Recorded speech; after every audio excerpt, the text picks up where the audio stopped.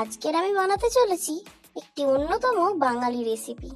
আর এই বাঙালি রেসিপিটার নাম হলো বাসন্তী পোলাও। চলুন বন্ধুরা দেখে নিই আমাদের এই রেসিপিটা বানাতে কি কি উপকরণ লাগবে। প্রথমে এখানে আমরা গোবিন্দভোগ চাল নিয়ে নিয়েছি আর এটাকে আমি ভালো করে ধুয়ে নিয়েছি।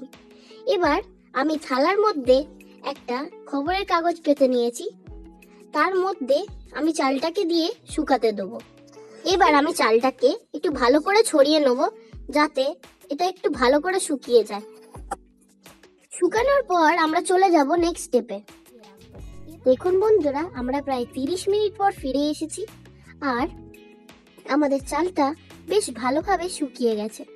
এবার এই চালটা আমি থালায় ঢেলে নেব। এবার আমরা একে একে এই চালের মধ্যে নুন দিয়ে দেব। নুন দেওয়ার পর একটু ফুড কালার দিয়ে দেবো, ইয়েলো ফুড কালার। তারপর একটু ঘি দিয়ে দেবো। ঘি দিয়ে ভালো করে তিনটে উপকরণকে মিশিয়ে নেব। দেখুন বন্ধুরা, আমরা সবগুলো উপকরণ ভালো করে মিশিয়ে নিয়েছি। দেখুন বন্ধুরা, আমরা একটা কড়াই নিয়ে নিয়েছি আর এই কড়াইটাকে ভালো করে গরম করে তার মধ্যে আমরা 2 চামচ পরিমাণে ঘি দিয়ে দেব। ঘি দেওয়ার পর ওটা যখন একটু গরম হয়ে আসবে তখন আমরা একে একে গরম মশলাগুলো দিয়ে দেবো। আর গরম মশলার মধ্যে থাকবে দারচিনি, এলাচ আর লবঙ্গ। এবার আমি কাজু কিশমিশগুলো দিয়ে দিয়েছি। আমরা যে চালটা একসঙ্গে ফুড কালার ঘি দিয়ে মিশিয়ে রেখেছিলাম সেইটা আমরা দিয়ে দেবো, দিয়ে ভালো করে নাড়িয়ে নেব। এখানে আমরা 1 বাটি পরিমাণে চাল নিয়েছি আর এই 1 বাটি পরিমাণ চালের মধ্যে আমরা 2 বাটি পরিমাণ জল দেবো, তাহলেই আমাদের পোলাওটা একদম পারফেক্ট তৈরি হবে। এবার জলটা ফুটে আসা অবধি আমরা অপেক্ষা করব।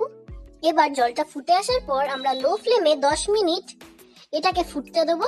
তারপর আমরা 10 মিনিট পর ফিরে আসব। আমি এখানে 2টো কাঁচা লঙ্কা দিয়েছি, এটা অপশনাল, আপনারা চাইলে দিতে পারেন নাও দিতে পারেন।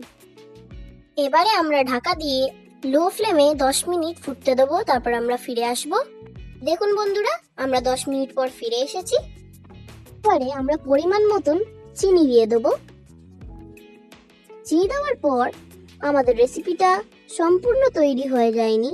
এখানে আমরা বাসন্তী পোলাও একটা এক্সট্রা ফ্লেভার আনার জন্য গোলাপ জল দিয়ে দেবো। এইটা অপশনাল, আপনারা চাইলে দিতে পারেন নাও দিতে পারেন, কারণ গোলাপ জল দিলে একটা অসাধারণ স্মেল আসে। দেখুন বন্ধুরা, আমাদের রেসিপিটা কি সুন্দর তৈরি হয়ে এসছে। আর এইবারে শুধু মাংস কষা দিয়ে একবার খেয়ে দেখলে একদম মুখে লেগে থাকবে এই স্বাদ। ধন্যবাদ বন্ধুরা, আজকের মতন এতটাই। আশা করি আপনাদের রেসিপিটা ভালো লেগেছে।